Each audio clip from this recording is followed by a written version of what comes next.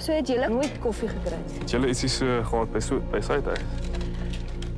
Wel, Hannes het terug na sy dag van waarnemende speler, Yes. het hy 'n sak koffie gebring. Toe sê hy moes kies tussen geld of koffie. Toe is dit my dag van waarnemende speler. Yes. Toe is daar 'n kussie met geld of eiers en bacon en worsies.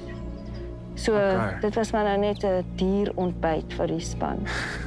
So ek moet vir jou sê, ek is nie bewus.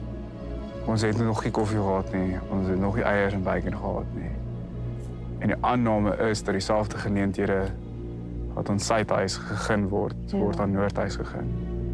Ilana het my vertel dat daar is keuses wat gemaak was aan die ander kant vir geld of vir ietsie lekkers.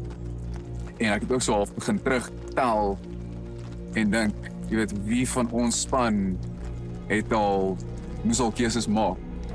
Ja. My vriend, as ek dit so staan. Dit het hom heeltemal ontstel. En hy was ook nog nie waarnemende speler nie, so ek het geweet sy reaksie was eg. So nou weet hy en ek weet van dit.